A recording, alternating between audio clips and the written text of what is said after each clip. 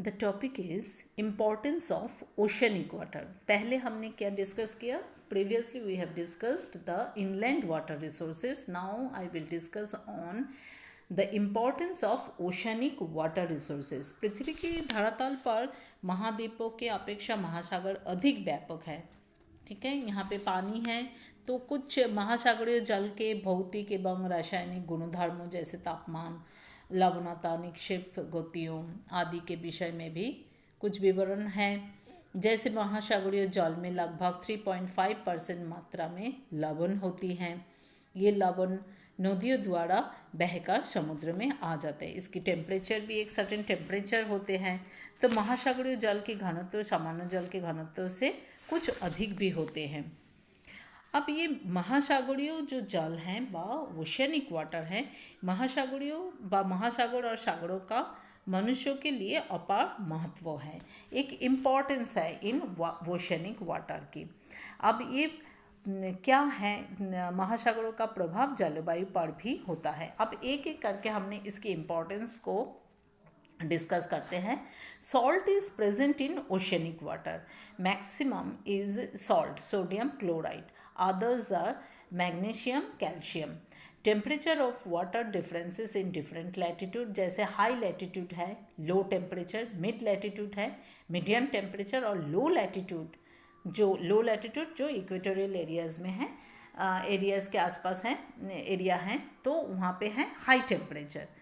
Density of water वो भी vary करता है। टेरिजेनस व स्थलजात निक्षेप डिपॉजिट्स लाइक पेलाजिक व अम्बुधि निक्षेप डिपॉजिट्स भी समुद्र में हैं। Oceanic waves and tides have effect oceanic plants and animals. Different species are there like zooplankton বা phytoplankton. These are found in ocean. Ocean has effect on climate. Climate বা जलवायु पर भी ocean की एक effect है. Rainfall is due to the presence of water. Nearness of ocean good for health. Some minerals are also found from ocean. Fisheries व fishing activity भी जैसे जापान में है व नॉर्वे में इतनी फिशिंग एक्टिविटी है, ये समुद्र को केंद्र करके। International transportation through sea and ocean.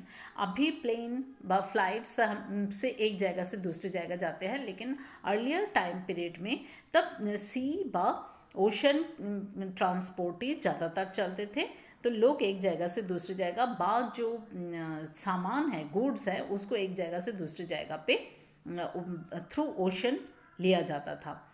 Scenic beauty व टूरिज़्म डेवलपमेंट होते हैं, जैसे हमारी इंडिया में भी कहीं जगह हैं, जैसे गोवा है, गोवा के बीचेस हैं, बॉम्बे हैं, पुरी, इस तरह की बहुत सारे कोस्टल एरियाज़ हैं जहाँ टूरिज़्म डेवलपमेंट हुआ है ऑन द किस पे डिपेंड करके, ओशन को डिपेंड करके। टाइडल एनर्जी भी प्रोड्यूस होता है ओशन से। Availability of food from ocean water like fish, lobster, shellfish etcetera, salmon, herring, sardine etcetera. In Japan में ये सब मिलता है। नॉर्वे में भी इसकी फिशिंग एक्टिविटीज़ दिखते हैं। तो ये जो various kind of food item we are found we get from the ocean water. Suez Canal between Mediterranean Sea and Red Sea. Panama Canal between Atlantic and Pacific Ocean. These two canals are important for the trade activity. तो समुद्र trade activity के लिए भी important है। महासागरों का जो प्रभाव है तो हमने देखे हैं, पहले हमने क्या देखा, जो जलवायु पर होता है।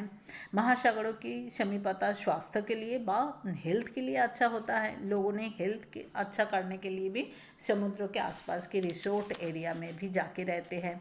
काफ़ी सारे खनिज पदार्थ व रासायनिक पदार्थ हमें मिलता है। व्यापारिक परिवहन व ट्रेड हम करते हैं, मत्स्य कर्म व फिशिंग एक्टिविटीज़ करते हैं। महासागर मनोरंजन दृश्य व टूरिज़्म एक्टिविटीज़ के लिए भी महासागरों को हमें काम में लेते हैं। महासागर संभवित वैभव ऊर्जा के भंडार हैं। टाइडल एनर्जीज प्रोड्यूस होते हैं। महासागरों को मानवीय सभ्यताओं पर गहरा प्रभाव भी रहता है।